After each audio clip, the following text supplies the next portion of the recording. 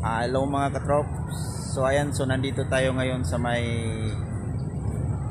San Juan, sa may Agura, sa Pure Gold. So mayroon po tayo dito yung guest natin nagpa-renew ng license.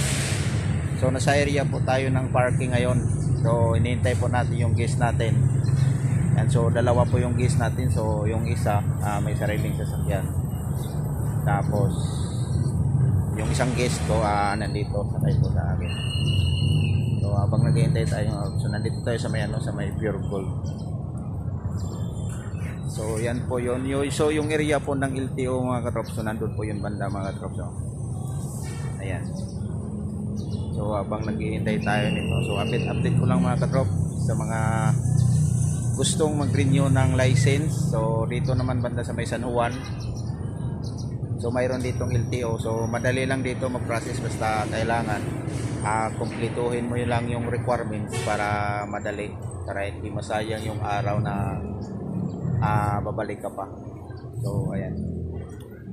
Yan po si ma'am, in charge po ng ng Hi, parking.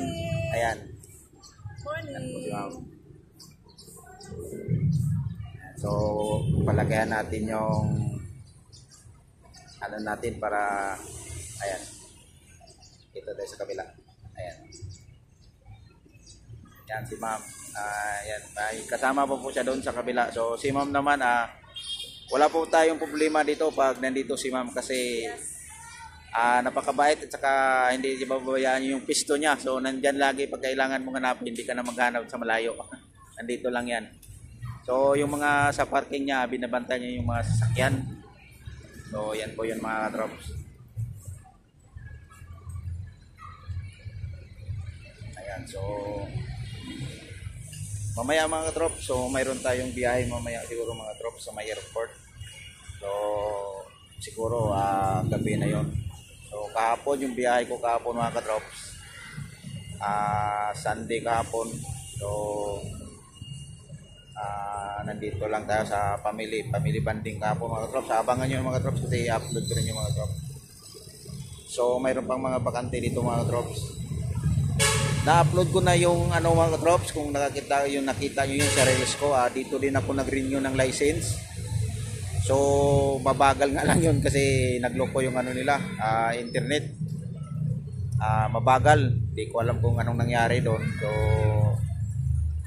medyo naabutan tayo ng matagal-tagal, siguro mga kalating araw lang naman yun. So okay lang yun. So nandito tayo sa may San Juan Elementary School. Ayan po yung mga drops. Nakikita nyo yung mga drops. So paralan po lang ng San Juan. So kailangan lang talaga natin mga drops pag mga ganitong trabaho. Simple, kailangan lang natin magtiyaga. Ano si ate na doon sa kabila? Okay lang naman yon. Yan, so may dumating na isa. Mag-renew po kayo, sir? Mag-renew? License o? License po, professional. Professional. Tampro eh. Madali lang naman dyan. Hindi naman lang gaano dyan Yan, may bagong kuha pa tayo. Sige, madali lang, di ba? Oo.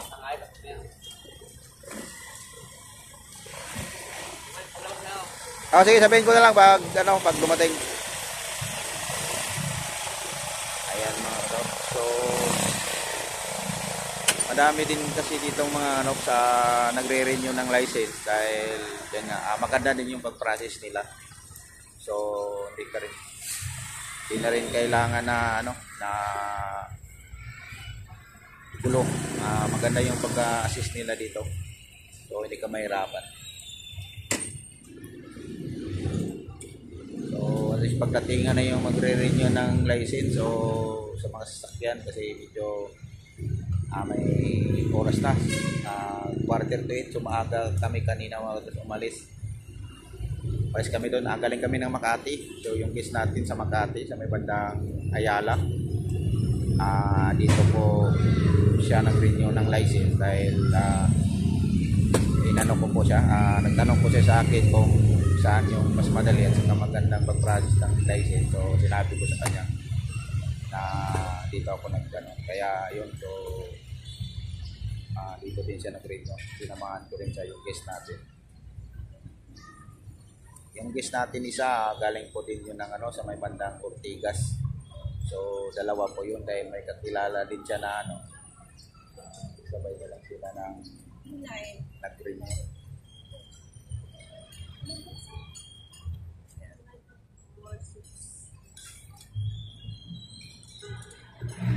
So, mga drop, so bago po yan sila dati. So, magre-renew din po yan ng, ano, ng license. Fixed rate man dito yung ano te? Yung motor? Fixed rate? Oo. All day yung ano, yung motor, pero yung four wheels ay 50 pesos 3 hours? ano, 3 hours.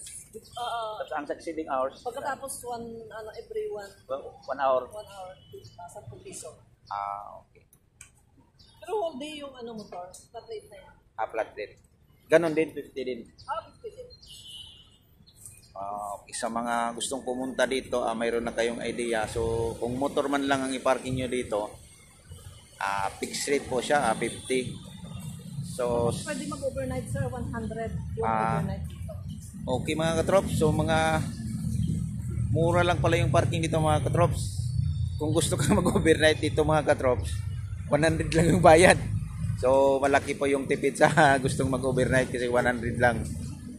Sa 4 wheels naman, yung ano nila dito, bayad ng parking for 3 hours, 50 pesos, tapos 1 hour additional, 10 pesos na lang. So, medyo okay lang. So, mababa lang yung ano nila. Yung additional hours nila na 10 pesos lang. So, ayan. So, mayroon na kayong idea kung gusto kayong mag-renew dito ng license. Yung parking dito, alam nyo na kung anong pag-process ng bayaran dito mga katrop.